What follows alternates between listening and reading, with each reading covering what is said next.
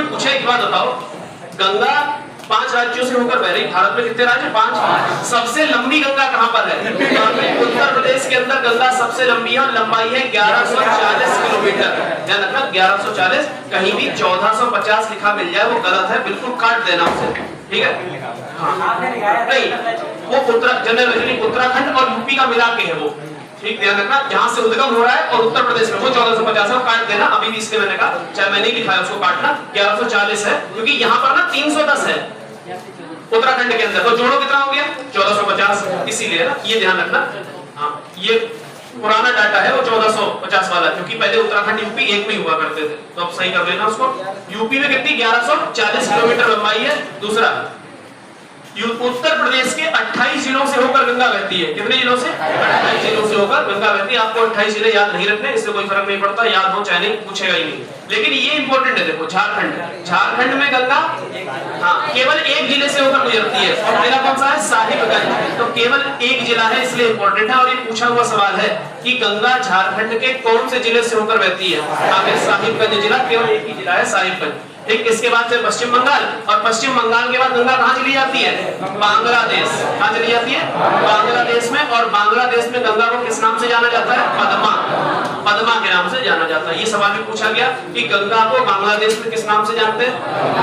आप कहोगे पद्मा के नाम से जाना जाता है। ये गंगा के बारे में बातें थी यहाँ पर। अब इसके बाद गंगा आगे बढ़ी है, देखो 5 राज्यों में बढ़ गई। अब देखिए, अब आपको सवाल पूछा जाएगा, गंगा के बाएं तट की सहायक नदियां बताइए। बाएं तट की, ध्यान रखना, दाएं की नहीं, बाएं की, और बाएं की इंपॉर्टेंट है।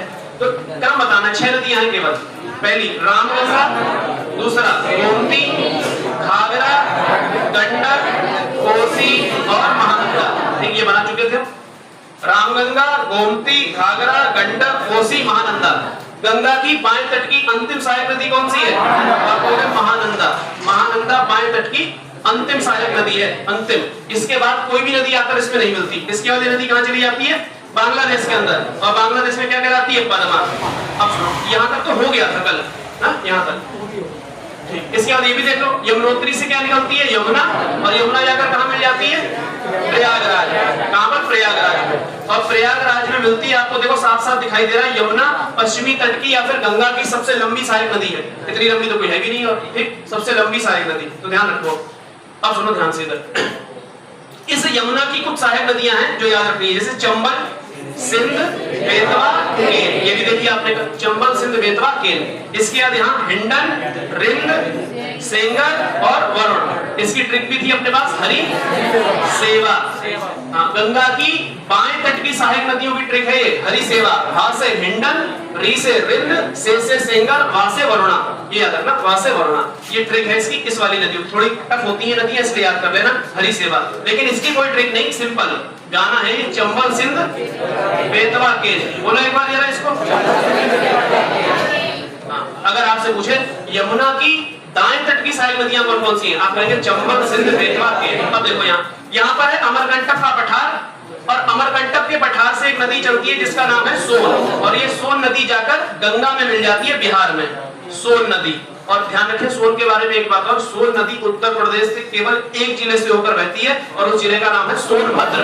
देखो नाम सोन नदी और जिले का नाम भी सोनभद्र, तो केवल कहां से बहती है? सोनभद्र। ये बात हम उत्तर प्रदेश जीके में ही पढ़ चुके थे पहले, जिन्होंने पहले पढ़ा, जो पैट के बैच में नया है उनकी बात नहीं कर रहा, पहले भी। और फिर आप भी समझ लो इस बात को, सोन नदी निकल कहां से रही? ये क्या बना हुआ? अमरकंटक का पठार। अभी आएगा थोड़ी देर में, इसका नाम क्या है? अमरकंटक का पठार, ठीक, अमरकंटक का पठार है।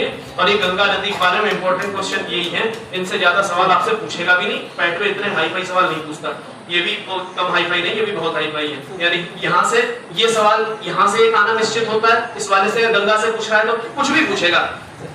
वो कहेगा नंद प्रयाग किन नदियों के संगम पर है? आप कहोगे नंदाकिनी अलकनंदा। नदी कौन सी कॉमन है दोनों में? अलकनंदा। यानी आपसे कोई भी प्रयाग पूछे जैसे उन 5 में, तो एक तो कॉमन है नदी अलकनंदा, तो जिसमें अलकनंदा के अलावा कोई और नदी थी वो तो ऑप्शन अपने आप पड़ जाएगा। तो अलकनंदा कॉमन है, उसके अलावा एक एक नदी आके मिल रही, जैसे अलकनंदा कॉमन, बताओ धौली गंगा मिलेगी तो क्या बनेगा? विष्णु प्रयाग। एक नंदाकिनी मिलेगी तो क्या बनेगा? नंद प्रयाग। पिंडर मिलेगी तो कर्ण प्रयाग, और अगर मंदाकिनी मिलेगी तो, और अगर भागीरथी मिलेगी तो। बस बात खत्म हो गई। अगली हेडिंग डालिए, ब्रह्मपुत्र नदी तंत्र। ये लिखवा दिया था मैंने कल, ठीक है? अगली ब्रह्मपुत्र नदी तंत्र।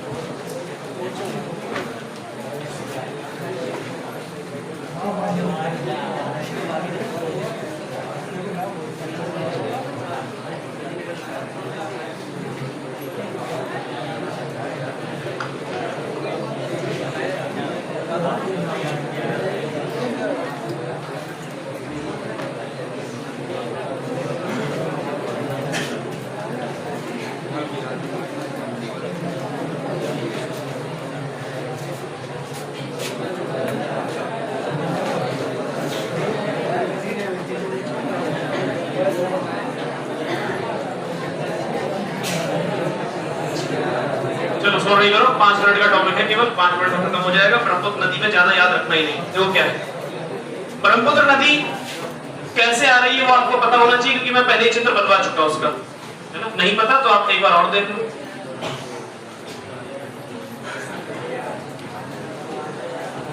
ये देखो ध्यान से, यहाँ पर एक ग्लेशियर है जिसका नाम है चेमा युंगदुंग। क्या नाम है? जिन्होंने कभी नहीं सुना वो एक बार फिर से सुनो, चेमा युंगदुंग ये नाम है ग्लेशियर का। ठीक, इस ग्लेशियर से ब्रह्मपुत्र नदी आती है। अब देखो ये जा रही है ब्रह्मपुत्र नदी, कहीं भी भारत में दिख रही है आपको? नहीं, भारत में नहीं है अभी। इसका मतलब ये भी तिब्बत में बह रही है, और तिब्बत किसके हिस्से में पड़ता है? चीन के। अब ये यहाँ से एक टर्न लेती है नामचा बरवा पर्वत के पास से, मैं आपको बताऊंगा बाद में, और ये अरुणाचल प्रदेश में घुसती है पहले। अरुणाचल के बाद असम में आती है, असम से चली जाती है बांग्लादेश के अंदर, और बांग्लादेश में किससे मिलती है? गंगा से। गंगा से मिल जाती है, और इसके बाद कहां गिरती है? जाके बंगाल की खाड़ी। तो ये है ब्रह्मपुत्र का रास्ता। अब आप समझ गए ब्रह्मपुत्र? ये वाली दिख रही है आपको? अगर नहीं समझ में आ रहा तो मैं इसको दूसरे रंग से बना देता हूँ। जूम कर दो। अब यार जूम इसको कैसे करूं? ठीक, अब तो दिख रहा है लाल निशान एकदम। ठीक, ये है। इधर अब तो ये उठा के तो नहीं पाऊंगा दोबारा, अब की बार बना दूंगा। वैसा वाला होता तो मैं ऐसे उठाता इसको इधर कर देता, तभी मैं ये वीडियो बनवा देता हूँ, उसमें डाल दूंगा, दोबारा आप चाहो देख लो। देखते हो? हो ही नहीं तो खाली देख लेता, लाइक नहीं बढ़ता। एक बार लाइक करनी है, ठीक है? 2-3 बार नहीं करनी है। हाँ, 3 बार कर सकते हो, 1 बार, 3 बार, 5 बार, विषम संख्या में लाइक करना, सब में नहीं। 2 बार कर दोगे तो अनलाइक मतलब डिसलाइक हो जाएगा। अब देखो ध्यान से, ये ब्रह्मपुत्र दिख रही है आपको? बस यही चित्र मैं इधर बना दूंगा और कुछ नहीं करूंगा। ठीक है, यही चित्र बना रहा हूं। इधर देखो लाल वाला जो चित्र था, इधर बन रहा है लाल चित्र। ये ग्लेशियर है, और इसके बाद ये बहती हुई गई और सीधा कहां प्रवेश कर गई? भारत में। और भारत से कहां चली गई? बांग्लादेश। यही चित्र तो है। ठीक है, इसका नाम याद रखना, इसका नाम है चेमा युंग और दुंग, या डुंग लिख लो तब भी कोई दिक्कत नहीं है, लेकिन आप दुंग लिखो। चेमा युंग दुंग क्या? ग्लेशियर। क्या ये? ग्लेशियर है। Chema Jung दुंग glacier. तो आपसे अगर सवाल पूछा जाए, बताइए ब्रह्मपुत्र नदी का उद्गम स्थल कहाँ है? Chema Jung दुंग glacier. और ये कहाँ है? तिब्बत। तिब्बत में है, ध्यान रखना। तिब्बत, भारत नहीं लगा देना, ये तिब्बत है। और तिब्बत भी नहीं दिया ऑप्शन तो चीन दिया होगा, तो चीन में है। लेकिन ज्यादातर भारत की किताबों में, भारत में जो किताबें छपती हैं उसमें हम तिब्बत ही बोलते हैं, चीन बोलते ही नहीं, क्योंकि भारतीयों का मत क्या है कि तिब्बत एक स्वतंत्र देश था, उस पर चीन ने कब्जा किया है, ऐसी बात है, इसलिए तिब्बत बोलेंगे। तो ये कहाँ है? तिब्बत में। अब यहाँ से ब्रह्मपुत्र गई आगे। अब मुझे बताओ कि चीन में यानी तिब्बत में ब्रह्मपुत्र किस नाम से बहती है? सांगफो। ध्यान रखना, ब्रह्मपुत्र के 4 नाम हैं। तो पहला नाम क्या है इसका? सांगफो। तो अभी जो ये नदी बह रही है तिब्बत के अंदर, सांगपो, यानी यहां तक जो ये नदी बह रही है किस नाम से बह रही है? सांगपो। ये सांगपो नाम से बह रही है। ठीक, सांगपो। और सांगपो का मतलब होता है शोधक, शुद्ध करने वाला, प्यूरिफायर। ठीक है, शोधक। अब इसके बाद ये कहां प्रवेश कर गई? भारत में। कहां? अरुणाचल प्रदेश में। अरुणाचल प्रदेश में जब इसने प्रवेश किया तो इस नदी का नाम परिवर्तित हो गया, और नाम क्या पड़ गया? दिहांग। नदी का नाम क्या हो गया? दिहांग। एक दिहांग नदी, यानी सांगपो। अब ब्रह्मपुत्र का नाम क्या हो गया? दिहांग। अब दिहांग ने जैसे ही प्रवेश किया असम के अंदर, और असम में इसका नाम पड़ गया ब्रह्मपुत्र। क्या नाम पड़ गया? ब्रह्मपुत्र। यानी ऐसे नाम इसका ब्रह्मपुत्र पड़ा है। सांगपो, दिहांग, ब्रह्मपुत्र। ये ध्यान रखना, तीनों नाम किसके हैं? ब्रह्मपुत्र के। ब्रह्मपुत्र को ही हम जानते हैं। पहला नाम जहां उद्गम में क्या है? सांगपो। अरुणाचल प्रदेश में किस नाम से? दिहांग। और असम में किस नाम से? जब ये ब्रह्मपुत्र आगे बढ़ती है बांग्लादेश में, तब इसका नाम फिर बदल जाता है और नाम हो जाता है जमुना। क्या हो जाता है? जमुना। तो पहले तो हमने ब्रह्मपुत्र के नाम लिख दिए। तो ब्रह्मपुत्र के कितने नाम? 4। शुरुआत में सांगपो, अरुणाचल में दिहांग, असम में ब्रह्मपुत्र, और फिर जमुना। ठीक, कहां? बांग्लादेश के अंदर जमुना। और यहीं से गंगा नदी आती है, और गंगा नदी और ये आपस में मिल जाती हैं। ठीक, ये है गंगा और ये है जमुना। गंगा को क्या कहते हैं बांग्लादेश में? पद्मा। तो पद्मा और जमुना मिलती है, और किस नाम से आगे बढ़ जाती है? मेघना। मेघना। ये सवाल पूछा जा चुका है। गंगा और ब्रह्मपुत्र की संयुक्त धारा को बांग्लादेश में किस नाम से जाना जाता है?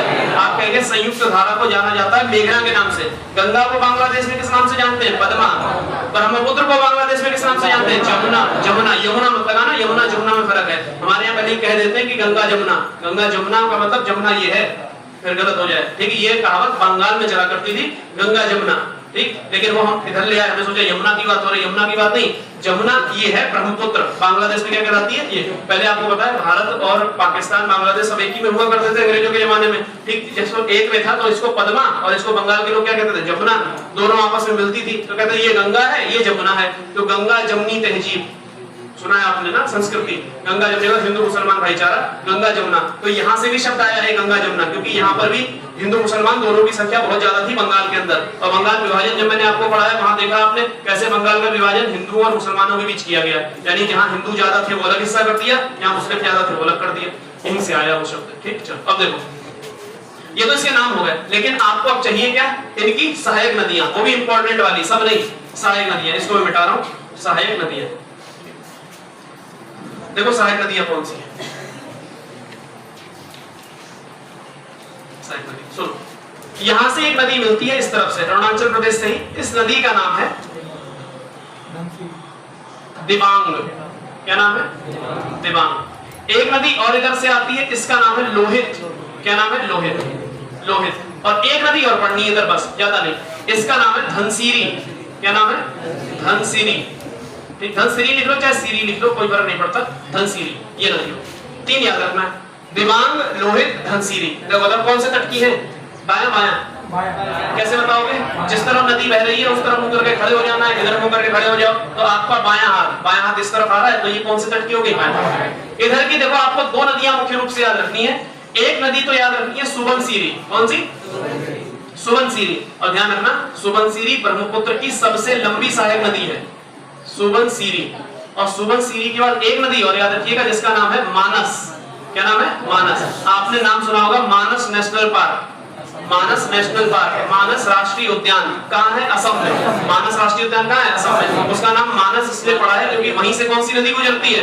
मानस नदी गुजरती है, इसलिए उसका नाम क्या पड़ गया? मानस राष्ट्रीय उद्यान। जैसे जिम कॉर्बेट नेशनल पार्क का नाम चेंज करके क्या हो गया? Ramganga national park. क्यों? क्योंकि उस पार्क के बीच में से कौन सी नदी गुजरती है? रामगंगा। इसी नदी के नाम पे रख दिया। जिम कॉर्बेट अंग्रेजों का नाम था तो उसको हटा दिया। जिम कॉर्बेट वास्तव में एक शिकारी था, ठीक, उस शिकारी के नाम पर इसका नाम रखा गया था जिम कॉर्बेट। ठीक, चलो मानस। एक नदी और नाम है तीस्ता। कौन सी नदी? तीस्ता। ध्यान रखना इसलिए तीस्ता इंपॉर्टेंट है, इस तीस्ता नदी पर आयोग पहले सवाल पूछ चुका है, ट्रिपल भी पूछ चुका, पीसीएस भी पूछ चुका। ठीक, सवाल ये था कि तीस्ता ब्रह्मपुत्र की सहायक होने से पहले गंगा नदी की सहायक हुआ करती थी, क्या ये सही है या गलत है? ये सही बात है। पहले तीस्ता गंगा की सहायक थी, लेकिन भौगोलिक परिवर्तन होने के कारण, ये स्थिति में परिवर्तन आने के कारण क्या हुआ? ये किसकी सहायक हो गई? ब्रह्मपुत्र की। तो अब अगर आपसे कहें तीस्ता किसकी सहायक नदी है तो आप क्या कहोगे? ब्रह्मपुत्र की। तो ये इसकी सहायक नदियां हैं जो आपको याद रखनी है, इसके नाम है अलग अलग। ठीक है, आप फटाफट इसको बना लो पहले चित्र जल्दी, थोड़ा बड़ा लिखे, पता नहीं चल रहा है। चलो बता रहा हूँ, सांको, दिहांग, ब्रह्मपुत्र, जमुना, ये तो नाम हो गए ब्रह्मपुत्र नदी के। अब ये सहायक नदियां हैं देखो, दिबांग, लोहित, धनसिरी, सुबनसिरी, मानस, तीस्ता। चमक नहीं रहा तो याद कर लो। चलो जो लिख लेना उसके पास से लिख लो, किसी किसी की आईसाइट रिपीट होगी आपको। नहीं समझा तो मुझे बताना, मैं बताता हूं। दिबांग देखो सहायक नदी के नाम बोल रहा हूं, दिबांग, लोहित, धनसिरी, सुबनसिरी, मानस, तीस्ता। लिख गए?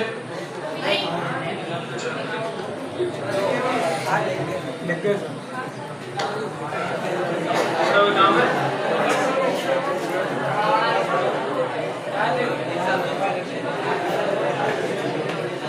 हाँ देखो ध्यान से, जो आपने चित्र बनाया उसी चित्र में यहाँ पर देखो,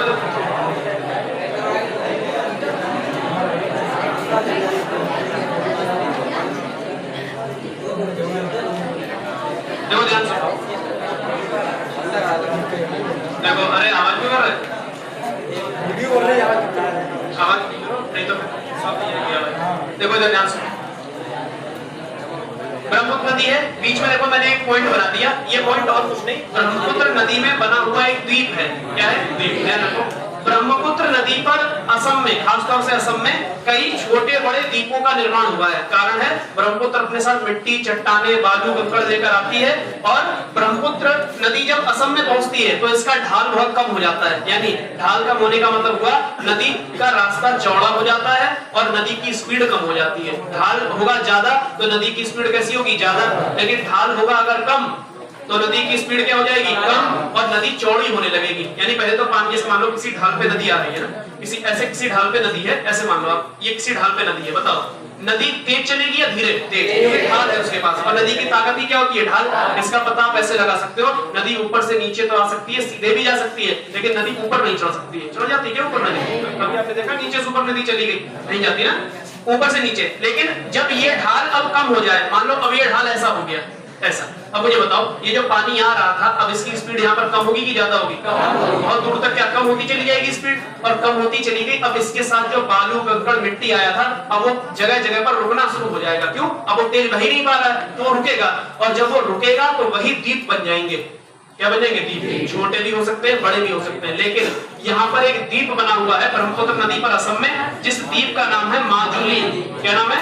माजुली। और ये संसार का सबसे बड़ा नदी द्वीप है। यानी दुनिया की किसी भी नदी पे इतना बड़ा द्वीप नहीं बना हुआ जितना ब्रह्मपुत्र पे बना हुआ है। दुनिया की कोई सी नदी, चाहे नील हो, चाहे अमेजन नदी हो, चाहे डेन्यूब हो, वोल्गा हो, डॉन हो, कोई सी नदी हो, किसी नदी पर इतना बड़ा द्वीप नहीं बना। इसीलिए माजुली को संसार का सबसे बड़ा नदी द्वीप कहा जाता है। और सवाल आपसे यही पूछा जाएगा, संसार का सबसे बड़ा नदी द्वीप माजुली कौन सी नदी पर है?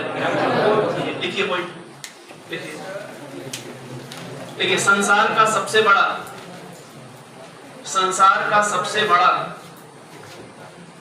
नदीय द्वीप, नदीय द्वीप, ध्यान रखना, समुद्री द्वीप नहीं, नदीय द्वीप माजुली। माजुली ब्रह्मपुत्र नदी पर स्थित है और ये इतना बड़ा है कि इसको एक जिला घोषित कर दिया गया है। ये असम का एक जिला है।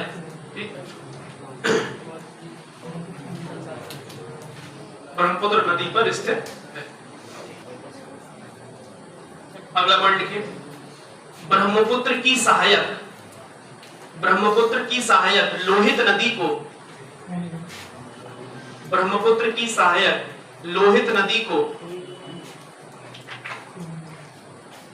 खूनी नदी के नाम से जाना जाता है। कौन सी नदी? खूनी। क्यों? क्योंकि इसका जो रंग है वो लाल है, और लाल खून के कारण नहीं है। लाल किसके कारण है? आयरन के ऑक्साइड के कारण इसका रंग कैसा है? लाल है। इसीलिए इसको खूनी नदी कहते हैं। ध्यान रखना, लोहित को किस नाम से जाना जाता है? खूनी नदी। देखो इसके नाम से ही पता चल गया होगा, लोहित, लोहा, इसमें क्या है? लोहा। और लोहा किसी भी चीज जिसमें लोहा हो रंग कैसा हो जाता है? लाल। सेब होता है ना, सेब को काट के आप थोड़ा छोड़ दो थोड़ी देर, उसका रंग कैसा हो जाता है? लाल हो जाता है। कारण क्या है? आयरन की अधिकता। आयरन की अधिकता के कारण रंग लाल हो गया। इसीलिए इस नदी के पानी का रंग भी कैसा है? लाल।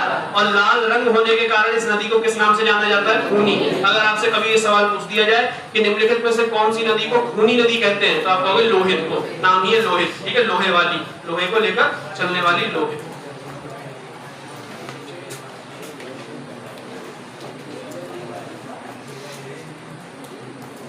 ये था आपका ब्रह्मपुत्र नदी तंत्र, और इसमें ये पॉइंट इंपॉर्टेंट थे।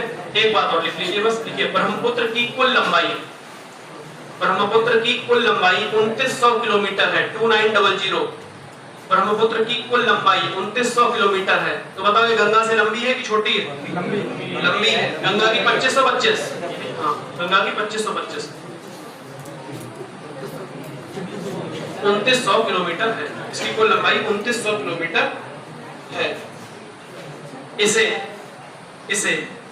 तिब्बत में सांगतो, इसी में लिख लो आप ताकि याद रहे आपको। इसे तिब्बत में सांगतो, इसे तिब्बत में सांगतो, अरुणाचल में दिहांग, इसे तिब्बत में सांगतो, अरुणाचल प्रदेश में दिहांग, असम में ब्रह्मपुत्र, असम में ब्रह्मपुत्र, और बांग्लादेश में, असम में ब्रह्मपुत्र और बांग्लादेश में जमुना के नाम से जाना जाता है। ये बातें भी इंपॉर्टेंट है, ध्यान रखना, और खासतौर से बांग्लादेश वाला ज्यादा याद रखना, जमुना। और ऑप्शन में वहां यमुना भी होगा, तो हमें कौन सा लगाना पड़ेगा? लेकिन जमुना, ठीक, जामुन वाला जमुना। चलिए बहुत बढ़िया।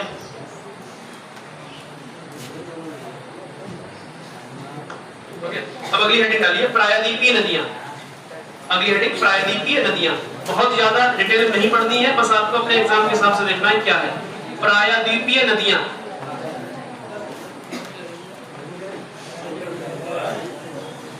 और प्रायद्वीपीय नदियों में सबसे पहली नदी का नाम लिखिए गोदावरी।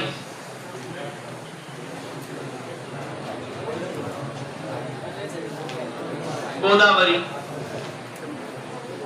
देखो,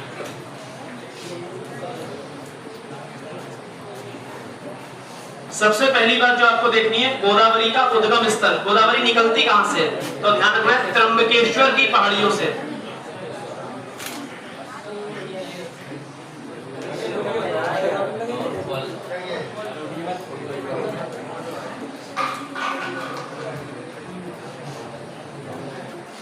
उद्गम स्थल कहां है? त्र्यंबकेश्वर की पहाड़ियां या त्र्यंबकेश्वर की पहाड़ियों से निकलती है। और त्र्यंबकेश्वर की पहाड़ियां कहां है? नासिक।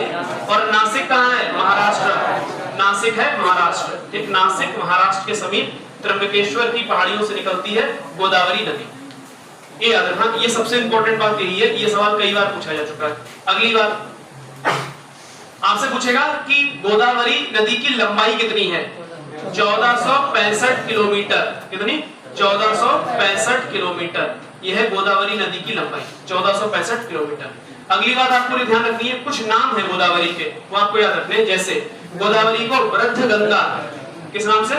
वृद्ध गंगा के नाम से जाना जाता है। इसको बूढ़ी गंगा भी कहते हैं। बूढ़ी या वृद्ध एक ही बात होती है। बूढ़ी गंगा के नाम से भी जाना जाता है। और क्या नाम है? दक्षिण की गंगा। किस नाम से? दक्षिण की गंगा। दक्षिण की गंगा भी किसे कहते हैं? गोदावरी को। ये नाम आप इसके याद रखना। और गोदावरी प्रायद्वीपीय भारत की सबसे लंबी नदी है। इससे लंबी नदी प्रायद्वीपीय भारत में कोई नहीं है। अब आप सोच रहे होंगे प्रायद्वीपीय भारत है क्या? तो ध्यान रखना, भारत का ये वाला हिस्सा जो आप भारत का मैप बनाते हैं हम लोग, हाँ, तो उसमें जो नीचे का हिस्सा है भारत का, ये क्या कहलाता है? प्रायद्वीप। जहां पर महाराष्ट्र, कर्नाटक, केरल ये सब आते हैं, ये प्रायद्वीपीय भारत का हिस्सा है। ये देखो, ये हिस्सा क्या है? प्रायद्वीपीय भारत का हिस्सा। ये इतना बड़ा हिस्सा ये प्रायद्वीपीय भारत है, ये वाला। ठीक है, तो यहाँ पर ये नदियां बहती हैं। जैसे गोदावरी ऐसे निकलती, ऐसे जाती है। इसके नीचे है कृष्णा। कृष्णा भी यहाँ से निकलती, इस तरह जाती है। फिर आती है नीचे कावेरी, ऐसे जाती है। मुख्य ये 3 नदियां आपको पढ़नी है। अभी लिखिए, इसके बाद गोदावरी हो गया इतना। इसका लिखिए प्रमुख सहायक नदियां। गोदावरी की प्रमुख सहायक, सब नहीं देखनी, कुछ देखेंगे। वैसे तो इसकी सहायक बहुत है, डिटेल में पढ़ोगे तो ज्यादा हो जाएगा। तो हम केवल सहायक नदियां इंपॉर्टेंट वाली देखेंगे जो एग्जाम में आ सकती है। सहायक नदियां पहली लिखिए वेन गंगा। कौन सी? वेन गंगा। दूसरी पेन गंगा। अगली पूर्णा। और एक और लिखिए वर्धा। ये खास है, ये इंपॉर्टेंट नदियां हैं, ये जरूर एग्जाम में पूछी जाती है। पूर्णा, वर्धा, वेनगंगा, पेनगंगा किसकी सहायक नदियां हैं? आप कहोगे गोदावरी की सहायक नदियां हैं ये सब। वेनगंगा, पेनगंगा, पूर्णा, वर्धा, 4 याद रखनी, ज्यादा नहीं तो इसकी ज्यादा है, 8, 9, 10 नदियां हो सकती है। ठीक है, पूर्णा, वर्धा, उतना ही पढ़ो जितना याद रख पाओ, क्योंकि पेट का एग्जाम है, नहीं पता लगा याद कुछ नहीं है, पढ़ के सब पहुंच गए, फिर वहां कुछ हो ही नहीं रहा। अगली नदी लिखिए कृष्णा। अगली नदी का नाम लिखिए कृष्णा।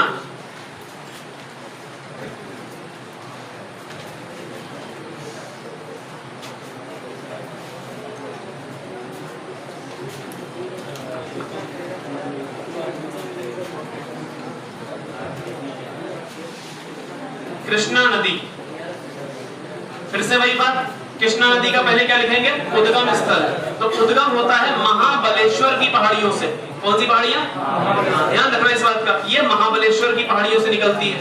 और गोदावरी कहां से निकल रही थी? त्र्यंबकेश्वर की पहाड़ियों से। लेकिन कॉमन बात यह है दोनों ही नासिक महाराष्ट्र में है। कहां है? नासिक। ये भी कहां है? नासिक। और नासिक कहां है? महाराष्ट्र। ठीक, नासिक महाराष्ट्र। नासिक महाराष्ट्र। नासिक बहुत फेमस जगह है। नासिक में गोदावरी नदी के तट पर कुंभ का मेला भी लगता है। कुंभ का मेला भारत में 4 स्थानों पर लगता है। हरिद्वार में लगता है, प्रयागराज में लगता है, नासिक में लगता है, उज्जैन में लगता है। 4 जगह लगता है मेला। ध्यान रखना, इसमें सवाल भी आ सकते हैं कभी, जैसे स्टैटिक जीके में सवाल आते हैं। तो कुंभ का मेला कितनी जगह लगता है? 4। पहला हरिद्वार, एक हरिद्वार, दूसरा प्रयागराज, तीसरा नासिक और चौथा उज्जैन। 4 जगह लगता है। और आपसे अब इन चारों नदियों के नाम भी पूछेगा। तो हरिद्वार में लगता है गंगा नदी के तट पर, प्रयागराज में लगता है गंगा यमुना के संगम पर।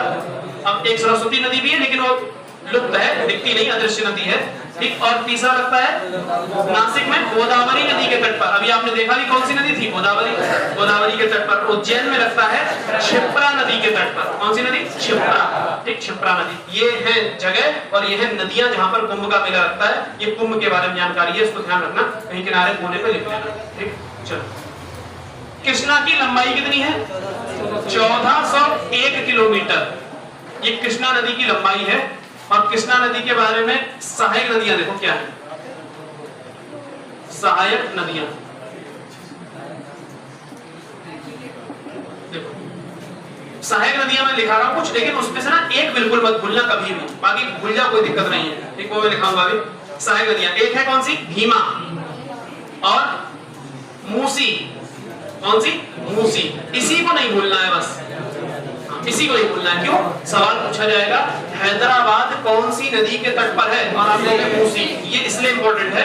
मूसी नदी के तट पर कौन सा शहर बसा हुआ है, हैदराबाद। तो आप लिख लो हैदराबाद, हैदराबाद। इसके अलावा और कोई, कोयना, तुंगभद्रा, एक और याद रखनी है, कौन सी, तुंगभद्रा। कोयना भले ही याद मत रखो, तुंगभद्रा को याद रखो।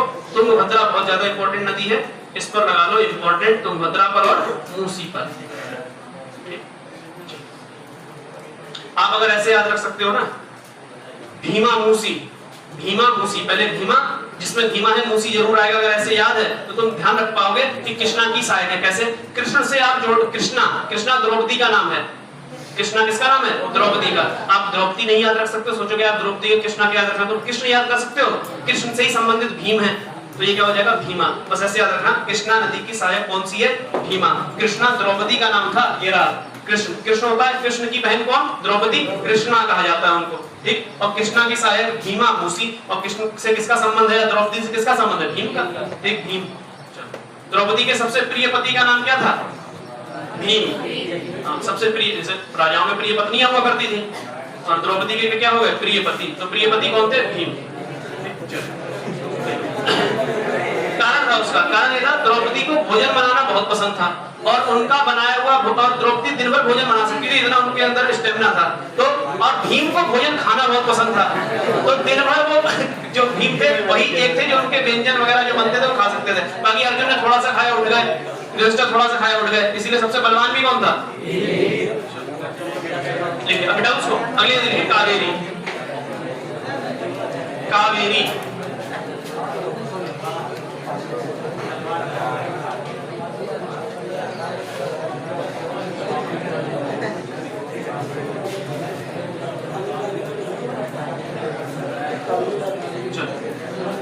अगले देखिए कावेरी।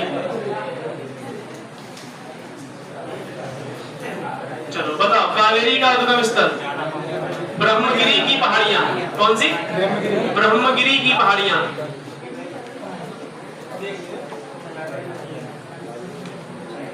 ब्रह्मगिरी की पहाड़ियां, ध्यान रखना, ब्रह्मगिरी की पहाड़ियां कर्नाटक में है। कहां पर, कर्नाटक। ये महाराष्ट्र मत लगाना, ये कर्नाटक है, जबकि त्र्यंबकेश्वर और महाबलेश्वर दोनों कहां हैं, एक महाराष्ट्र में, नासिक महाराष्ट्र, और ये कहां है, कर्नाटक। ब्रह्मगिरी की पहाड़ियां कर्नाटक, उद्गम स्थल है इसका।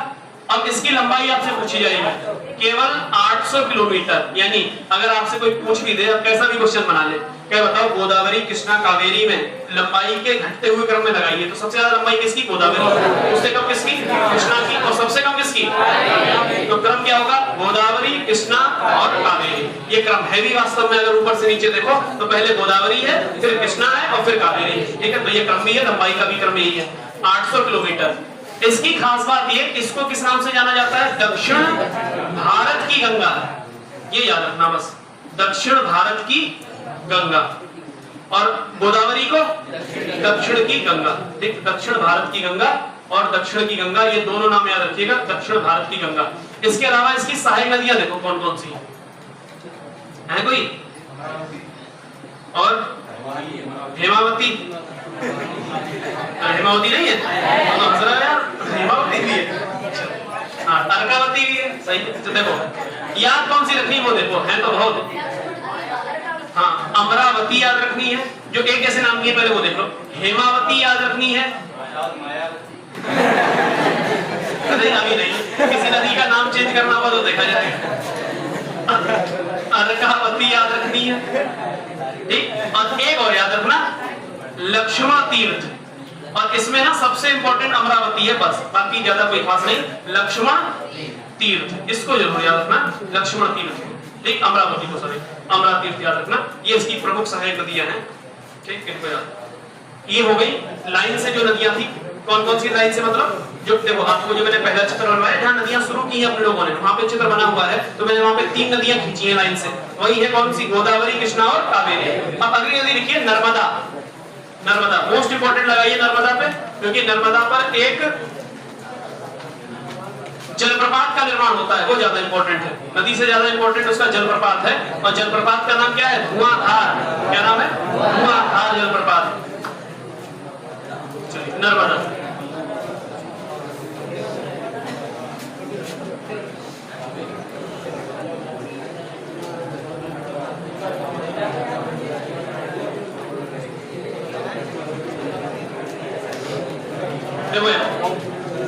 ये विंध्याचल की पहाड़ियां हैं, कौन सी, विंध्याचल। अभी आपको चित्र बनाना पड़ेगा बाद में। और ये कौन सी पहाड़ियां, सतपुड़ा की, ये सतपुड़ा की पहाड़ियां। सतपुड़ा और विंध्याचल की पहाड़ियों के बीच में से एक नदी निकलती है, और ये नदी कहाँ गिरती है, खंबात की खाड़ी में। कहाँ गिरेगी, खंबात की खाड़ी। ये खंबात की खाड़ी है, ये कच्छ की खाड़ी है, ये खंबात की खाड़ी है। नदी का नाम क्या है, नर्मदा। कौन सी 2 पर्वतमालाओं के बीच में से होकर बह रही है, विंध्य पर्वत और सतपुड़ा, इन 2 के बीच में से। और ये सवाल कई बार पूछा भी जा चुका है, तो ध्यान रखना, 2 पर्वतों के बीच में से जो नदी होकर बहती है उसको कहते हैं, ये नदी रिफ्ट वैली में बह रही है, यानी भ्रंश घाटी में बह रही है। कहां बह रही, भ्रंश घाटी में। तो ध्यान रखना, भ्रंश घाटी में बह रही है। तो नर्मदा कहां बहती है, आप कहोगे भ्रंश घाटी में, ठीक। ये कौन सी घाटी कहलाएगी, भ्रंश। अरे सीधी सी बात है, घाटी का मतलब होता है गहरा स्थान। एक तरफ विंध्याचल है, एक तरफ कौन है, सतपुड़ा, दोनों ऊंचे स्थान है, तो बीच में नदी बह रही, घाटी तो हुई, इसको घाटी कहते हैं। कौन सी, रिफ्ट घाटी। 2 पर्वतों के बीच के स्थान को घाटी कहा जाता है, ठीक है। तो देखो यहाँ पर इसको भ्रंश घाटी में बहती हुई नदी कहते हैं, नर्मदा है, ठीक, नर्मदा। अब आपसे सवाल ये पूछेगा, नर्मदा का उद्गम स्थान बताओ पहले कहाँ है। तो नर्मदा का जो उद्गम है, आप कहोगे ये है अमरकंटक। अमरकंटक का पठार, ये वही अमरकंटक का पठार है जहां से कल कौन सी नदी निकल रही थी, और आज कौन सी निकल रही है, नर्मदा। नदियां तो बहुत पहले से निकल रही है, लेकिन हम धीरे धीरे करके पढ़ रहे हैं, तो अपने लिए आज निकली अमरकंटक के पठार से। अगला, इसकी लंबाई कितनी है, 1312 किलोमीटर। और अगली बात ये गिरती कहां जाकर है, इसका गिरना इंपॉर्टेंट है। मुहाना कहां है, जहां नदी जाकर गिरती है उसको मुहाना या माउथ कहते हैं, और जहां से निकलती है उसको इसका सोर्स कहते हैं या फिर उद्गम स्थान कहते हैं। तो कहां गिरती है, खंबात की खाड़ी में। और खंबात की खाड़ी कौन से सागर का हिस्सा है, तो आप कहोगे अरब सागर का, खंबात की खाड़ी। और खंबात की खाड़ी कौन से राज्य में पड़ती है, तो आप कहोगे गुजरात, ठीक। खंबात की खाड़ी में जाकर गिरती है नर्मदा। लंबाई है 1312 किलोमीटर और उद्गम है अमरकंटक का पठार, मध्य प्रदेश। यहाँ पर मध्य प्रदेश, अभी आने वाले हैं थोड़ी देर। मध्य प्रदेश किन 2 पर्वतों के बीच में से होकर बह रही है, विंध्य पर्वत और एक सतपुड़ा पर्वत, ठीक। तो यहाँ लिख भी दो चाहो तो, विंध्य और, ये दिख रहा है, अब तो बड़ा लिख रहा हूँ। अरे तो तुम आंगन में लगवा लो चश्मा, विंध्य और सतपुड़ा, ये दूरबीन ले जाएगा। क्या हो गया, कहां नहीं दिख रहा, क्या हो गया, अच्छा इसकी वजह से नहीं दिख रहा। अरे उसको थोड़ा इधर करते ना, तो कहां गया, पता कहां गया, अच्छा इसकी वजह से नहीं दिख रहा। अच्छा मुझे लगा यार इसकी वजह से नहीं दिख रहा। हम लोग सोचा पंकज कहां गया, थमला हटाएगा पंकज, ये पंकज इतना शक्तिशाली है क्या। चलो देखो देखो भाई, विंध्य और सतपुड़ा पर्वत के बीच में से होकर बहती है। और अगला पॉइंट लिखिएगा, यह भ्रंश घाटी में बहने वाली नदी है। कौन सी घाटी में, भ्रंश घाटी। और भ्रंश घाटी को अंग्रेजी में क्या कहते हैं, rift valley, rift valley.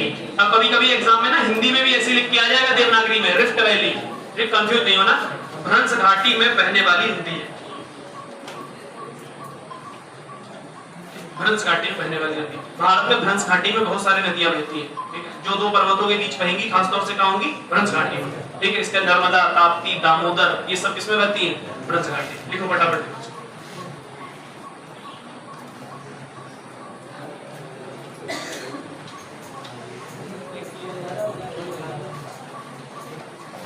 Time देते रहना, टाइम के साथ पढ़ाना। आज चल रहा है, मुझे लग रहा है जल्दी सिलेबस नहीं निपटेगा। चलो कोई बात नहीं, अभी 8:17 आप तो बैठे रहो, मैं 12 बजे तक पढ़ा दूंगा। तो जो थक गया है ना वो उठ के जाता रहे, जो नहीं थकेगा वो बैठा रहे। 20 रुपए जमा कर दो, 20 रुपए जमा करो, 2 समोसे खिलाऊंगा।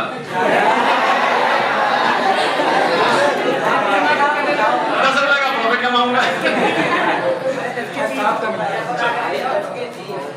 लिख दिया आपने? लिख दिया?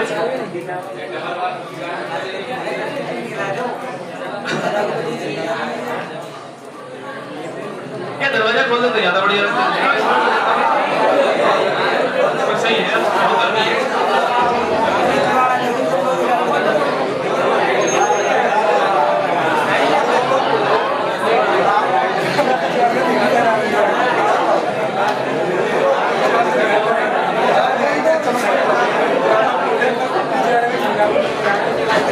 इसको रखते हुए गाड़ी वगैरह लेके चलो। सही, चलो भाई, जब सारे अफसर क्यों कर रहे हैं? इसको लिख लिया आपने? लिखिए, एक पॉइंट और लिखिए, नर्मदा के बारे में अंतिम है, बस लिखिए। लिखिए, नर्मदा नदी पर, इसी में लिखो पॉइंट, नर्मदा नदी पर, नर्मदा नदी पर जबलपुर के निकट, नर्मदा नदी पर जबलपुर के निकट, जबलपुर कहाँ है? मध्य प्रदेश। एक मध्य प्रदेश का जो उच्च न्यायालय है वो कहाँ है? जबलपुर। क्या बोला मैंने? जबलपुर के निकट भेड़ा घाट नामक स्थान पर, भेड़ा घाट, भेड़ होता है, भेड़, वही भेड़ा घाट, भेड़ा घाट नामक स्थान पर, भेड़ा घाट नामक स्थान पर, भेड़ा घाट नामक स्थान पर धुआंधार जलप्रपात स्थित है। कौन सा जलप्रपात? धुआंधार नाम है इसका, धुआंधार जलप्रपात स्थित है।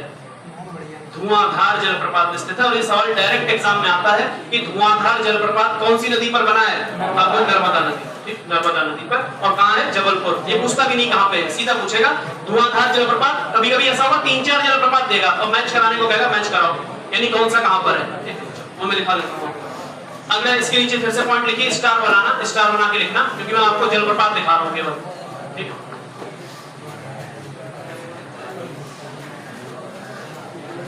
शोर नहीं करो पुराने वाले, तुम लोगों से पूछ लूंगा, अभी नहीं तो।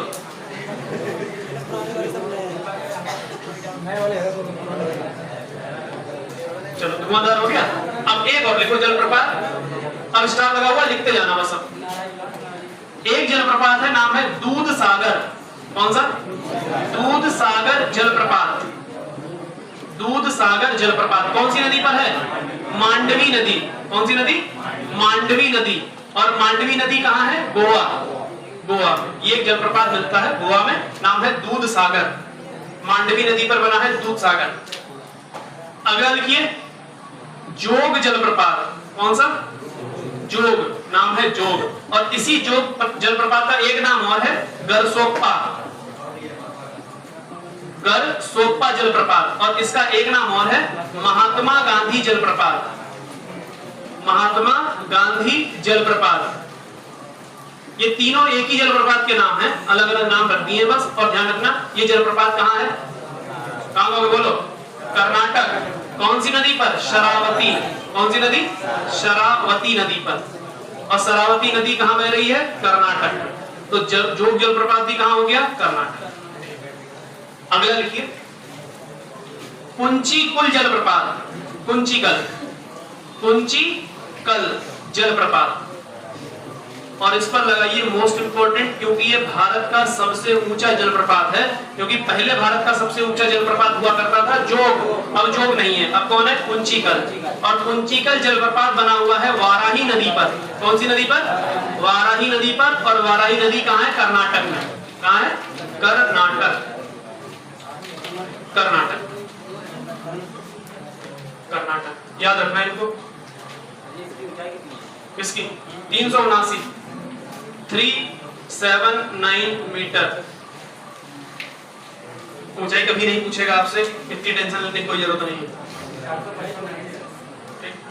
ऊंचाई नहीं पूछी जाएगी कभी भी। किसी जलप्रपात की ऊंचाई नहीं पूछी। दुनिया के सबसे ऊंचे जलप्रपात की ऊंचाई नहीं पूछी आज तक किसी एग्जाम में। कौन सा है दुनिया का सबसे ऊंचा? एंजल्स जलप्रपात 979 मीटर। लेकिन आपसे ऊंचाई नहीं पूछेगा, ऊंचाई नहीं याद रखना, बस याद रखना कि है कि नहीं। चलो गुंचिकल 3 हो गए, यानी 4 हो गए ना टोटल अपने पास। ठीक है, चलो 4 लिख लिए और इन चारों को कभी रट लो, आएगा तो इनमें से ही आएगा। ठीक है, चलो अब याद रखो। अगली हेडिंग डाली।